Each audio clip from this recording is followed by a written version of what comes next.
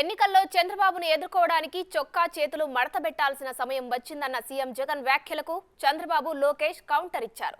జగన్ చొక్కా చేతులు మడత పెడితే తాము కుర్చీ మడత పెడతామంటూ వార్నింగ్ ఇచ్చారు.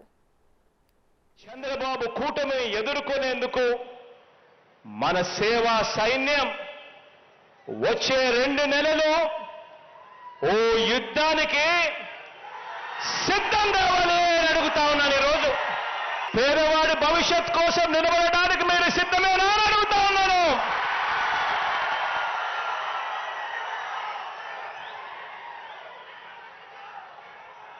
ఇక స్లీవ్స్ మడచాల్సిన సమయం వచ్చింది.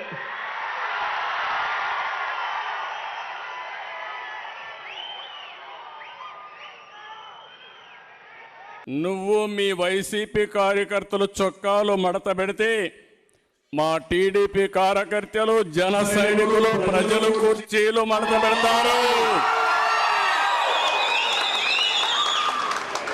అందరూ కుర్చీలు మడత పెడితే ఏమవుతుందో తెలుసా? జగన్ రెడ్డి నీ కుర్చీ లేకుండా పోతుంది.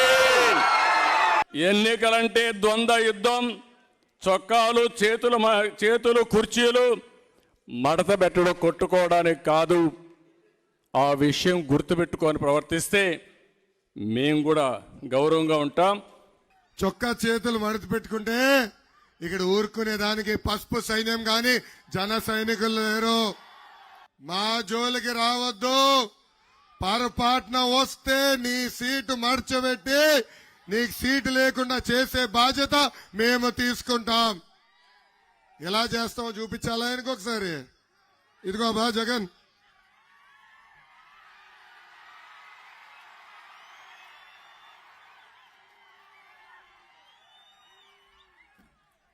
ఏంబా రెడీనా? రెడీనా? సీటు మడత పెడదాం. రెడీనా? వదులుతామా ఈ జగన్ని?